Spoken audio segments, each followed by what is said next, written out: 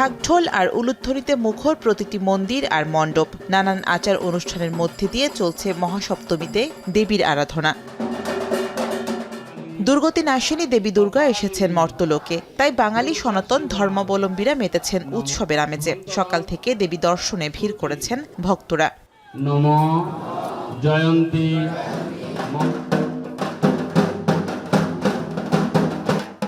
রাজশাহীর মণ্ডপগুলোতে নবপত্রিকা প্রতিস্থাপন আর স্নানের মধ্যে দিয়ে শুরু হয় সপ্তমীর আনুষ্ঠানিকতা। খাদ্য সংকট কাটাতে 9টি উদ্ভিদ দিয়ে সাজানো হয় নবপত্রিকা। এরপর প্রতিমার চক্ষুদানের মধ্যে দিয়ে প্রাণ প্রতিষ্ঠা করা হয় ত্রিনয়নী দেবী দুর্গার।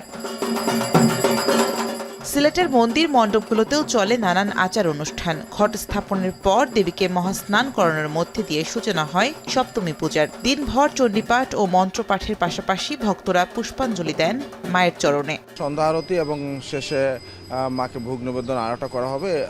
এইভাবে আমাদের আজকে সপ্তমী পূজাটা করা হবে। ময়মনসিংহের প্রতিটি মণ্ডপেই ছিল পুণ্যার্থীদের ভিড়।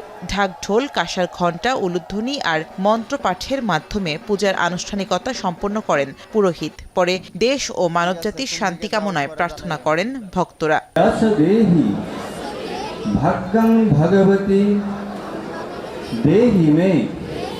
সপ্তমী পূজার অঞ্জলি দেওয়া হয়েছে, সবকিছু খুব ভালোভাবেই পূরণ হলো। কিছু মঙ্গল মতো থাকে, পুরাটা বছর যেন আমরা স্বামী, সন্তান, পরিবার সবাইকে নিয়ে ভালোভাবে থাকতে পারি। ঢাকঢোল, উলুধ্বনি ও শঙ্খধ্বনিতে মুখর কুমিল্লার প্রতিটি মণ্ডপ।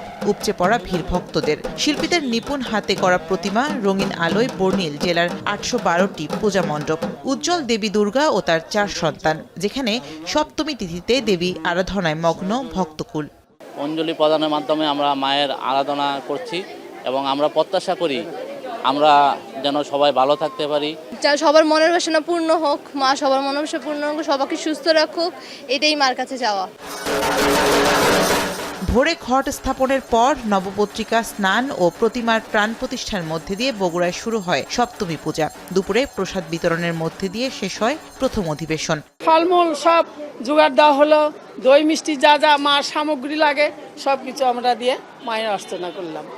প্রতি বছর শরৎকালে কন্যারূপে বাপের বাড়ি বেড়াতে মর্তলোকে আসেন দেবী। 5 দিন পর বিসর্জনের মধ্যে দিয়ে ফিরবেন কৈলাসে। শামীমা রহমান শাম্মী, এখন।